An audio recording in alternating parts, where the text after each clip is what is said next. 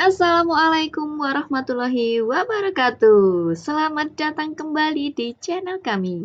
Dan hari ini kita akan menyajikan konten yang menarik untuk teman-teman semua, yaitu pembahasan soal evaluasi MUOC P3K tahun 2023 yang pastinya akan membantu teman-teman dalam mempersiapkan diri untuk menghadapi ujian pelatihan dasar P3K tahun 2023. Jadi pastikan teman-teman tetap stay tune sampai di akhir video. Sebelum kita mulai, jangan lupa untuk klik tombol subscribe dan nyalakan lonceng notifikasi agar teman-teman selalu mendapatkan update terbaru dari channel kami. Kami akan selalu berusaha untuk memberikan konten-konten yang bermanfaat untuk teman-teman semua. Baiklah, mari kita mulai. Tidak terlalu banyak basa-basi ya teman-teman. Kita mulai dengan soal yang pertama. Baik teman-teman, kita mulai untuk soal yang pertama. Berikut urutan tingkatan akuntabilitas adalah A. Personal, individu, keluarga, kelompok, organisasi, dan berakhir stakeholder. B. Personal, individu, kelompok, organisasi, stakeholder. C. Personal, individu, kelompok, organisasi, negara, stakeholder. D. Personal, individu, kelompok, pimpinan, kelompok, organisasi, pimpinan organisasi, dan berakhir di stakeholder. Baik teman-teman, perlu diketahui teman-teman, pada modul akuntabilitas itu memiliki 5 tingkatan yang berbeda. Yang pertama itu adalah akuntabilitas personal. Nah, akuntabilitas personal itu mengacu pada nilai-nilai yang ada pada diri seseorang seperti kejujuran, integritas, moral, dan etika. Kemudian selanjutnya yang kedua adalah akuntabilitas individu. Ini adalah hubungan antara individu dengan lingkungan kerjanya, gitu teman-teman. Terus kemudian tingkatan yang ketiga adalah biasanya dilakukan atas kerjasama kelompok. Tidak ada istilah saya, tetapi yang ada adalah kami. Tuh. Terus kemudian selanjutnya yang keempat adalah akuntabilitas organisasi. Mengacu pada hasil pelaporan kinerja yang telah dicapai. Kemudian yang terakhir adalah stakeholder. Stakeholder di sini yang dimaksud adalah masyarakat umum pengguna layanan. Gitu. Jadi dari poin A sampai D itu yang paling benar adalah yang di B ini teman-teman. Personal, kemudian individu, kelompok, organisasi, dan stakeholder. Kalau yang A ini ada keluarga, salah ya teman-teman. Kemudian kalau yang C itu ada negara. Kalau yang D itu jelas ada pimpinan, terus kemudian di sini ada pimpinan organisasi, ini tidak betul ya teman-teman. Itu soal yang pertama. Soal berikutnya, pilihlah pernyataan yang paling tepat. A. Akuntabilitas individu mengacu pada hubungan antara individu satu dan individu lainnya. B. Akuntabilitas individu tidak mempengaruhi akuntabilitas personal. C. Akuntabilitas personal mengacu pada nilai-nilai yang ada pada diri seseorang seperti kejujuran, integritas, dan etika. D. Akuntabilitas keluarga merupakan fondasi dari akuntabilitas kelompok. Baik teman-teman, untuk soal berikutnya saya sudah menyampaikan bahwa tingkatan dari akuntabilitas. Jadi akuntabilitas itu ada akuntabilitas personal, kelompok, organisasi, dan stakeholder. Oke. Kita lihat dulu yang poin A. Akuntabilitas individu mengacu pada hubungan antara individu satu dan individu lainnya. Jadi, akuntabilitas individu itu bukan mengacu pada hubungan individu satu dengan lainnya, tetapi antara individu dengan lingkungan kerjanya, gitu. Jadi, poin yang A ini tidak tepat. Kemudian selanjutnya, akuntabilitas individu tidak mempengaruhi akuntabilitas personal. Kalau akuntabilitas personal itu kan mengacu pada nilai-nilai yang ada pada diri seseorang seperti kejujuran, integritas, moral, dan etika.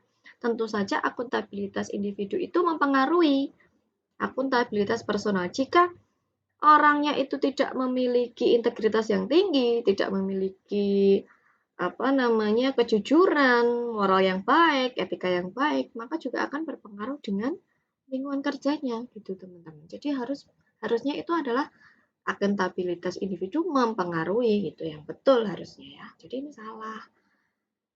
Selanjutnya berikutnya, akuntabilitas personal mengacu pada nilai-nilai yang ada pada, nah ini betul, mengacu pada diri seseorang seperti kejujuran, integritas, etika, moral gitu. Terus yang D, akuntabilitas keluarga. Kelompok itu kan biasanya didasari dengan organisasi. Ini juga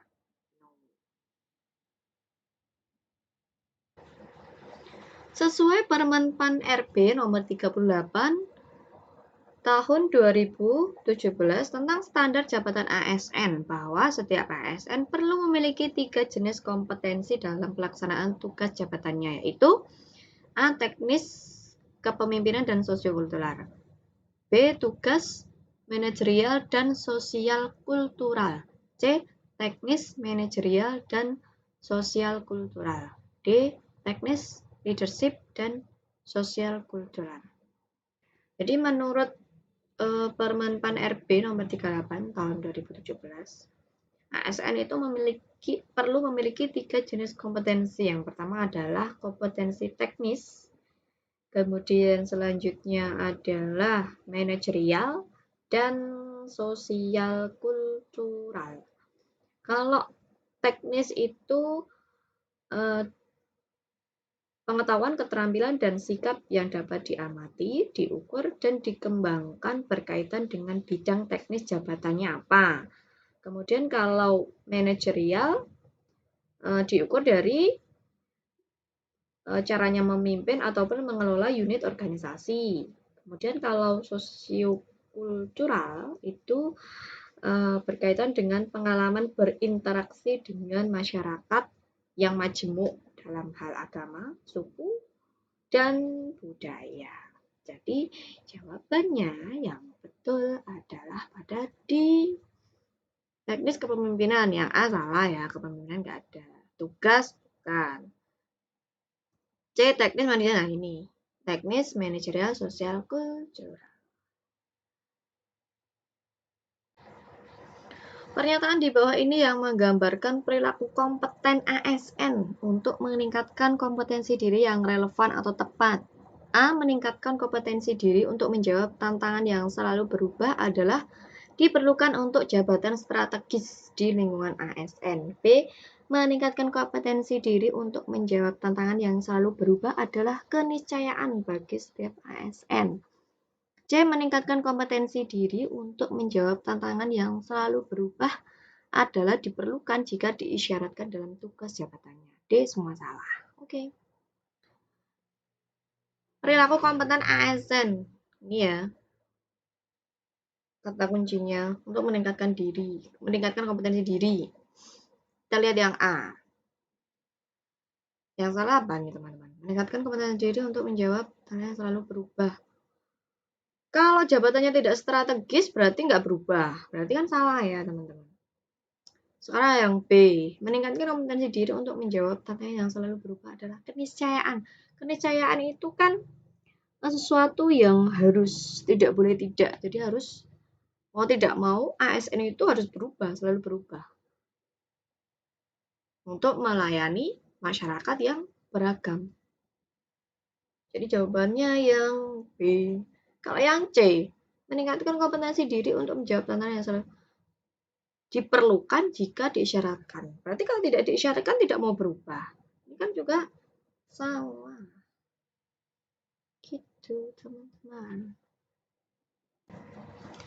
Oke, lanjut. Berikutnya, upaya untuk melakukan kerja terbaik sebagai bagian perilaku kompeten ASN yang sesuai di bawah ini. A. Melakukan adaptasi terhadap pekerjaan merupakan keharusan. B. Melakukan adaptasi terhadap perubahan lingkungan merupakan keharusan. C. Melakukan adaptasi terhadap orang lain dan melakukan karya terbaik bagi pekerjaannya merupakan keharusan. D. Melakukan adaptasi terhadap perubahan lingkungan dan melakukan karya terbaik bagi pekerjaannya merupakan keharusan. Kita lihat. Yang A. Melakukan adaptasi terhadap pekerjaan merupakan keharusan. Ya benar sih. Cuman kita lihat pilihan yang lain kalau ada yang lebih baik lagi. Yang B. Melakukan adaptasi terhadap perubahan lingkungan. Kalau terhadap lingkungan itu kita nggak beradaptasi, tapi melakukan perubahan gitu ya. Jadi ini yang B itu tidak tepat. Melakukan adaptasi terhadap orang lain dan melakukan karya terbaik bagi pekerjaannya merupakan keharusan. Nah, ini yang betul. Melakukan ini tadi kan sama dengan yang B ini kan. Jangan adaptasi, tapi melakukan perubahan. Itu. Baik teman-teman, jadi itulah pembahasan kita untuk soal evaluasi MOOC P3K tahun 2023. Perlu diingat teman-teman bahwa praktik adalah kunci utama dalam menguasai materi. Jadi teman-teman dimohon untuk meluangkan waktu setiap hari berlatih mengerjakan soal-soal yang serupa. Terima kasih sudah menemani kita hari ini dalam pembahasan soal-soal. Jika teman-teman merasa video ini bermanfaat, jangan lupa untuk memberikan like, share, komen di bawah. Kami senang bisa membantu teman-teman untuk belajar. Sampai jumpa di video berikutnya. Tetap semangat dan jangan pernah berhenti untuk belajar. Wassalamualaikum warahmatullahi wabarakatuh.